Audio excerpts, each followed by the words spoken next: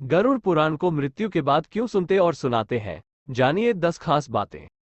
हिंदू धर्मानुसार जब किसी के घर में किसी की मौत हो जाती है तो 13 दिन तक गरुड़ पुराण का पाठ रखा जाता है।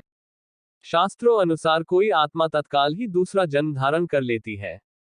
किसी को 3 दिन लगते हैं, किसी को 10 से 13 दिन लगते हैं और किसी को सवा माह लगते हैं। लेकिन जिसकी स्मृति पक्की, मोह गहरा या अकाल मृत्यु मरा है तो उसे दूसरा जन्म लेने के लिए कम से कम 1 वर्ष लगता है। तीसरे वर्ष गया में उसका अंतिम तर्पण किया जाता है। फिर भी कई ऐसी आत्माएं होती हैं जिन्हें मार्ग नजर नहीं आता है और वे भटकती रहती है। आओ जानते हैं कि मृत्यु के बाद दिवंगतों के निमित्त क्यों रखा जाता है गरुड़ पुराण का पाठ। गरुड़ पुराण क्या है? एक बार गरुड़ ने भगवान विष्णु से प्राणियों की मृत्यु, यमलोक यात्रा, नरक योनियों तथा सद्गति के बारे में अनेक गूढ़ और रहस्य युक्त प्रश्न पूछे। उन्हीं प्रश्नों का भगवान विष्णु ने सविस्तार उत्तर दिया। ये प्रश्न और उत्तर की श्रृंखला ही गरुड़ पुराण है। क्यों सुनाते हैं इसे मृत्यु के बाद? गरुड़ पुराण में मृत्यु के पहले और बाद की स्थिति के बारे में बताया गया है, इसीलिए ये पुराण मृतक को सुनाया जाता है। 13 दिनों तक मृतक अपनों के बीच ही रहता है।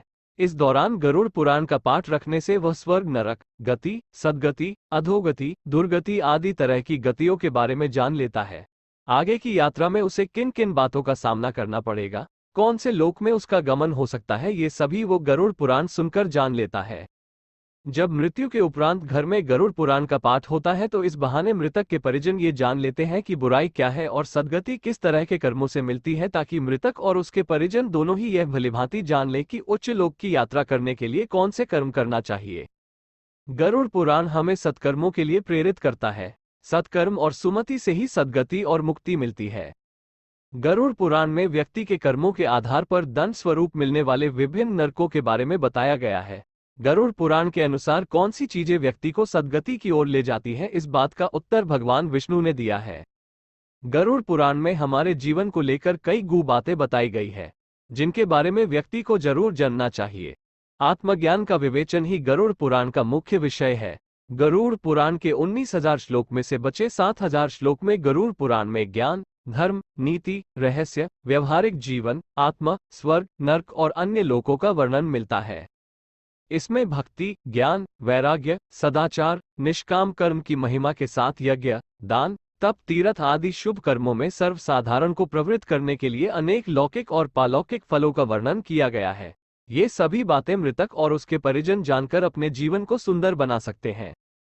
इसके अतिरिक्त इसमें आयुर्वेद, नीतिसार आदि विषयों के वर्णन के साथ मृत जीव के अंतिम समय में किए जाने वाले कृत्यों का विस्तार से निरूपण किया गया है।